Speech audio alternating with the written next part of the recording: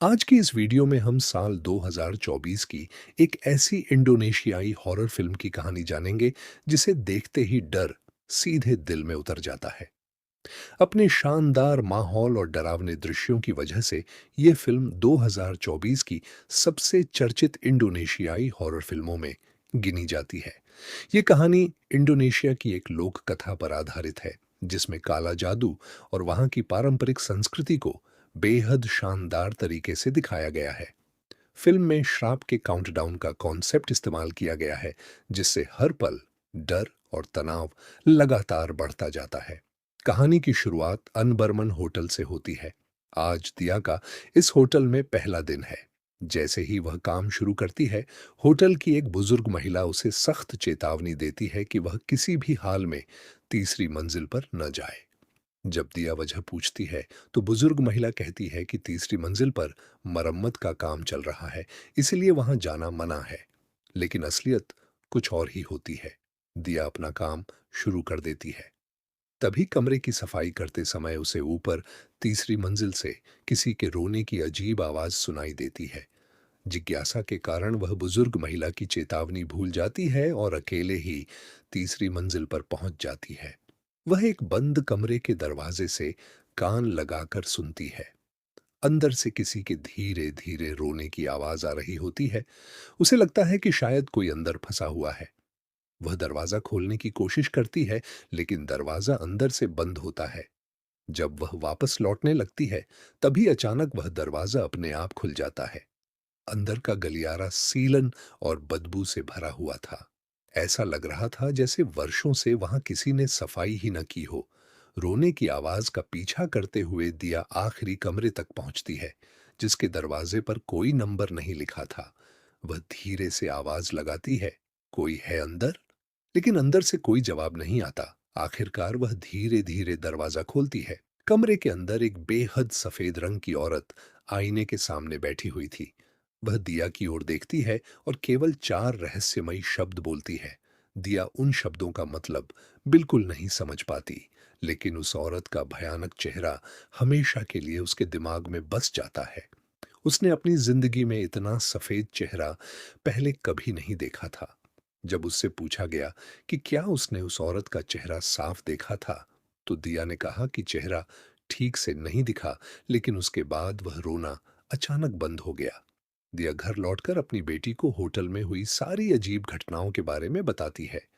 वह कहती है कि पिछले 2 दिनों से उसके साथ लगातार कुछ न कुछ रहस्यमयी हो रहा है। उसे पूरा यकीन होने लगता है कि इन सब का संबंध होटल की तीसरी मंजिल पर रहने वाली उस रहस्यमयी औरत से है।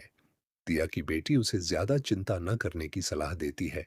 वह कहती है कि भगवान का नाम लेकर प्रार्थना करो, इससे तुम्हारा मन शांत हो जाएगा। लेकिन जैसे ही दिया प्रार्थना करने बैठती है, करीब आधे घंटे बाद बाहर तेज बिजली कड़कने लगती है।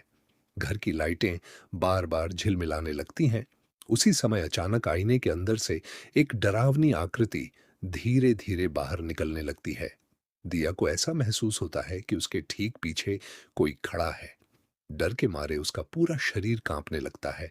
वह हिम्मत करके पीछे मुड़कर देखती है, लेकिन वहां कोई नहीं होता। घबराकर वह तुरंत बिस्तर पर लेट जाती है और पूरी तरह कंबल ओढ़ लेती है, मानो यही उसे सुरक्षित रख सकता हो। लेकिन तभी उसके कानों के बिल्कुल पास कोई रहस्यमयी आवाज फुसफुसाती है।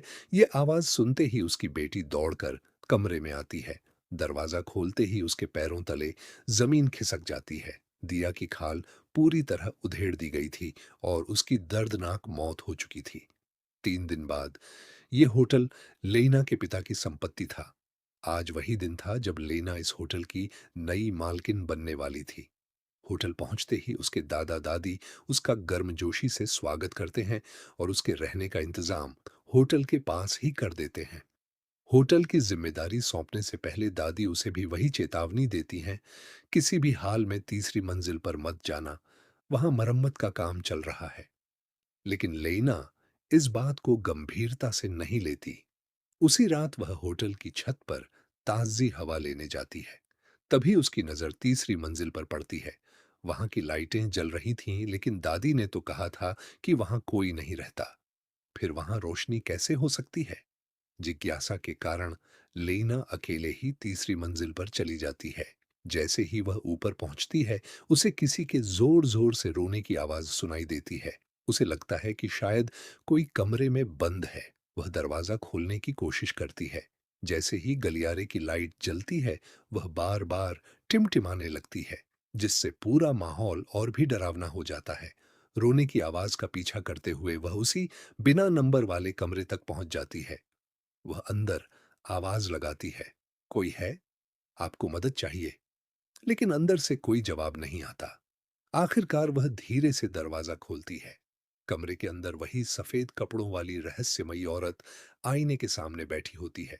वह लेइना की ओर देखकर फिर वही चार रहस्यमयी शब्द दोहराती है। लेइना उन शब्दों का मतलब नहीं समझ पाती।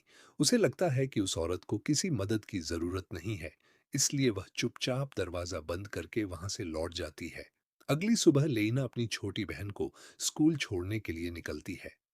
जैसे ही वह वापस मुड़ती है, उसकी नजर जमीन पर बने एक खून जैसे लाल निशान पर पड़ती है। पहले तो उसे लगता है कि किसी ने मजाक किया है, लेकिन जब वह दोबारा उस जगह को देखती है तो वह निशान अचानक गायब हो चुका होता है। उसी समय उसे एहसास होता है कि यह कोई साधारण निशान नहीं, बल्कि मौत की उलटी गिनती की शुरुआत है। दादी को पता चल जाता है कि लेना तीसरी मंजिल पर गई थी और उसने उस रहस्यमयी औरत के बोले हुए चार शब्द भी सुन लिए थे। ये सुनते ही दादी के चेहरे का रंग उड़ जाता है। इसी बीच होटल में काम करने वाली दिया की रहस्यमयी मौत की खबर पूरे इलाके में फैल जाती है। पुलिस मामले की जांच शुरू कर देती है और होटल को मुख्य संदिग्ध स्थान मानकर पूछताछ करने पहुंचती है। लेना जैसे ही ऊपर जाने लगती है, तभी रिसेप्शन का फोन बज उठता है। फोन कमरा नंबर 13 से आया था। उधर से एक ग्राहक कहता है कि तुरंत एक तौलिया कमरे में भेज दिया जाए। लेना तौलिया लेकर कमरे में पहुंचती है। अंदर से आवाज आती है कि ग्राहक नहा रहा है और तौलिया बिस्तर पर रख दिया जाए। वह तौलिया रखकर कुछ देर इंतजार करती है, लेकिन अंदर से कोई जवाब नहीं आता। तभी अचानक बाथरूम की तरफ से किसी के रोने की आवाज सुनाई देती है। उसे लगता है कि शायद ग्राहक किसी मुसीबत में है। वह धीरे से पूछती है, क्या आप ठीक हैं? लेकिन फिर भी कोई जवाब नहीं मिलता। आखिरकार वह हिम्मत करके बाथरूम का दरवाजा खोल देती है, लेकिन अंदर कोई भी नहीं था। यह देखकर लेना के रोंगटे खड़े हो जाते हैं। वह तुरंत कमरे से बाहर निकलती है और रिसेप्शन पर फोन करके पूछती है कि क्या वास्तव में कोई ग्राहक कमरा नंबर 13 में ठहरा हुआ है। रिसेप्शन से जवाब मिलता है, कमरा नंबर 13 है तो कई दिनों से खाली है, वहां कोई नहीं ठहरा। यह सुनते ही लेना के होश उड़ जाते हैं। अगर कमरा खाली था तो फिर उससे बात किसने की? और बाथरूम में कौन रो रहा था? डर के मारे वह तुरंत बाहर निकलने लगती है, लेकिन तभी उसे महसूस होता है कि कमरे के पर्दे के पीछे कोई खड़ा है। वह धीरे धीरे झुककर देखने की कोशिश करती है। उसी समय सामने बिछा हुआ कालीन अपने आप हिलने लगता है। लेइना डर के मारे वहीं जम जाती है। तभी अचानक उसका पूर्व प्रेमी माइक वहां आ जाता है। लेइना घबराकर उसे अभी अभी हुई सारी घटना बता देती है। माइक बिना डरे कमरे के अंदर जाकर हर जगह तलाश करता है, लेकिन कमरे में कोई भी नहीं मिलता। अब होटल में हुई रहस्यमयी मौतों की वजह से सभी कर्मचारी बुरी तरह डर चुके थे। एक एक करके सभी नौकरी छोड़कर होटल से चले जाते हैं। दादी समझ जाती हैं कि अब सच छिपाना संभव नहीं है। आखिरकार वह लेना को कई साल पुराना व भयानक रहस्य बताने का फैसला करती है। दादी लेना को बताती हैं कि इस पूरे रहस्य की शुरुआत 6 साल पहले हुई थी। उस समय लेना के पिता इस होटल का निर्माण करवा रहे थे। काम के दौरान एक मजदूर ने गलती से तीसरी मंजिल के उस बंद कमरे का दरवाजा खोल दिया। अंदर उसने एक ऐसी औरत को देखा जिसका पूरा शरीर सफेद था, लेकिन उसकी आंखें खून की तरह लाल थीं। उस दिन के बाद से उस मजदूर के साथ अजीब और डरावनी घटनाएं होने लगीं।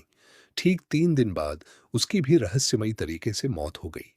डरे हुए परिवार ने एक शक्तिशाली शामन तांत्रिक को बुलाया, लेकिन जैसे ही शामन उस कमरे के पास पहुंचा, उसे वहां मौजूद भयानक शक्ति का एहसास हो गया।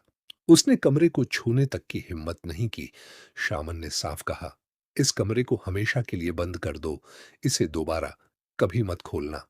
इसके बाद तीसरी मंजिल को पूरी तरह बंद कर दिया गया, लेकिन हाल ही में दिया ने अनजाने में फिर उस कमरे का दरवाजा खोल दिया और उसी के साथ यह श्राप दोबारा जाग उठा। सच जानने के बाद लेना तय करती है कि अब किसी भी कीमत पर उसकी छोटी बहन लिया उस कमरे के पास नहीं जाएगी। लेकिन अगली सुबह लिया बताती है कि पिछली रात उसे तीसरी मंजिल से रोने की आवाज सुनाई दी थी।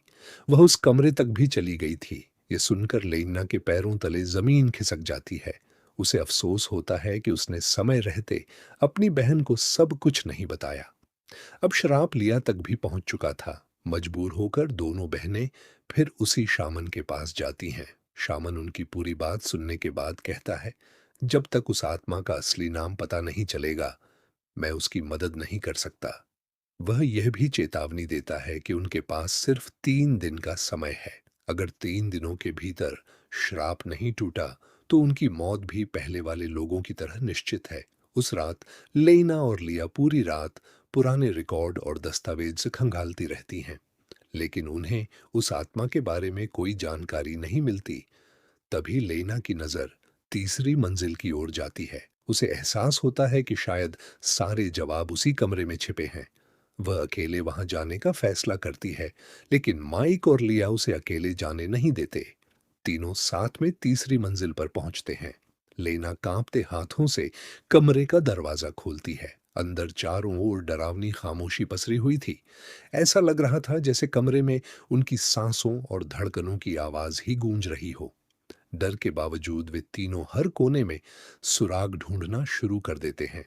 तभी लेना को बिस्तर के नीचे एक टूटा हुआ चीनी मिट्टी का बर्तन मिलता है। जब वह उसे पलटकर देखती है तो उसके अंदर एक फटा हुआ कागज छिपा हुआ मिलता है।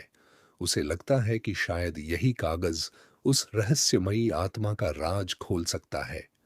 जैसे ही वह कागज लेकर बाहर निकलने लगती है, तभी जोरदार धमाके की आवाज सुनाई देती है। वह पीछे मुड़कर देखती है तो उसकी बहन लिया लगातार अपना सिर दीवार पर मार रही होती है। लेना दौड़कर उसे रोकती है, लेकिन तभी लिया के मुंह से ऐसी आवाज निकलती है जो उसकी अपनी नहीं थी।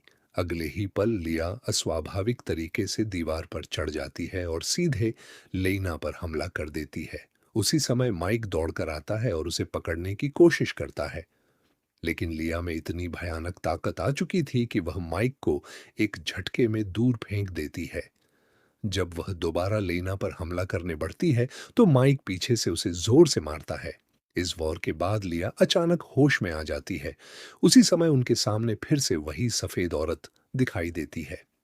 वह एक बार फिर वही रहस्यमयी 4 शब्द दोहराती है। तीनों बुरी तरह घबरा जाते हैं और तुरंत उस कमरे से भाग भाग निकलते हैं। लेकिन अब एक नई मुसीबत खड़ी हो चुकी थी। माइक, जो पहले तक श्राप से सुरक्षित था, अब खुद भी उस श्राप का शिकार बन चुका था। लेना को उस फटे हुए कागज पर केवल एक शब्द दिखाई देता है, एंजेल। वह और माइक काफी देर तक उस शब्द का मतलब समझने की कोशिश करते हैं, लेकिन उन्हें कुछ समझ नहीं आता। उन्हें शक होता है कि शायद वह रहस्यमयी औरत कभी इसी होटल में रहती थी। उनकी बातें सुनकर दादा दादी 2 और फटे हुए कागज निकालते हैं। वे बताते हैं कि होटल के दूसरे कमरों की सफाई के दौरान उन्हें भी ऐसे ही कागज मिले थे।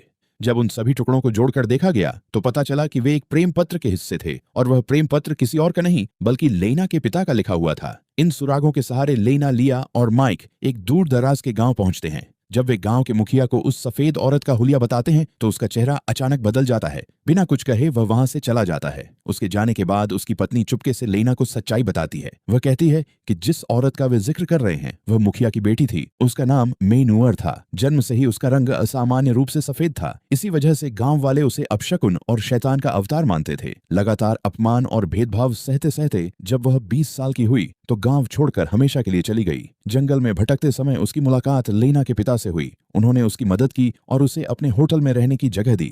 धीरे धीरे दोनों एक दूसरे से प्रेम करने लगे। एक दिन लेना के पिता किसी काम से जकार्ता चले गए। उन दिनों मेनुअर उनके भेजे हुए सभी पत्र बिस्तर के नीचे छिपा कर रखती थी। उसे पूरा विश्वास था कि एक दिन वे लौटेंगे और दोनों फिर से साथ होंगे, लेकिन लेना के पिता कभी वापस नहीं आए। लंबा इंतजार करने के बाद मेनुअर खुद उन्हें ढूंढने जकार्ता पहुंची। वहां उसने देखा कि लेना के पिता किसी दूसरी महिला के पति बन चुके थे। ये सदमा वह सहन नहीं कर सकी। टूटे हुए दिल के साथ वह होटल लौटी और तीसरी मंजिल के उसी कमरे में आत्महत्या कर ली। अब जब उन्हें उस आत्मा का असली नाम पता चल चुका था, वे तुरंत शामन के पास पहुंचे। शामन ने अपनी शक्तियों से आत्मा से संपर्क करने की कोशिश की, लेकिन मेई न्यूअर की आत्मा इतनी क्रोधित थी कि शामन भी उसका सामना नहीं कर पाया। कुछ ही क्षणों में वह भी उस आत्मा के हाथों मारा गया। अब उनकी मदद करने वाला कोई नहीं बचा था। जब परिवार पूरी तरह निराश हो चुका था, तभी लिया को अपने पिता का छोड़ा हुआ एक पुराना डिब्बा मिला। उस डिब्बे में एक सगाई की अंगूठी और कुछ पुराने पत्र रखे हुए थे। तभी उन्हें पूरी सच्चाई का पता चलता है।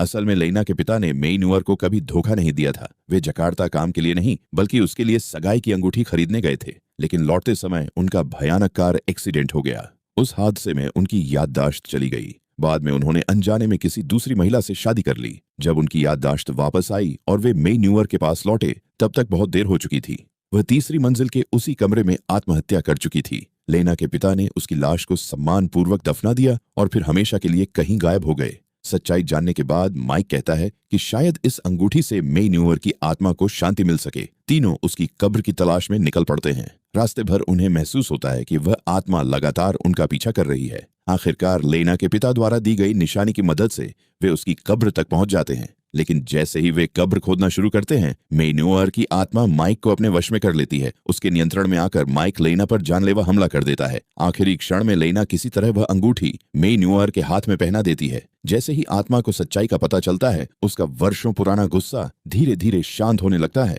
उसके प्रभाव से मुक्त होकर माइक भी सामान्य हो जाता है। लेना का श्राप टूट जाता है और कुछ समय के लिए उसकी जिंदगी फिर से सामान्य हो जाती है। लेकिन अगली सुबह जब लेना माइक को खाने के लिए बुलाने उसके कमरे में जाती है, तो दरवाजा खोलते ही उसकी चीख निकल जाती है। माइक की भी खाल उधेड़कर हत्या कर दी गई थी। तब उसे समझ आता है कि वह आत्मा पूरी तरह मुक्त नहीं हुई है। वह अब भी उन सभी लोगों से नफरत करती है जिन्होंने उसे दर्द दिया था। जो भी उस तीसरी मंजिल वाले कमरे में गया है, वह इस श्राप से कभी पूरी तरह नहीं बच सकता। आखिर में भविष्य में किसी और के साथ यह हादसा न हो, लेना हमेशा के लिए उस होटल को बंद कर देती है।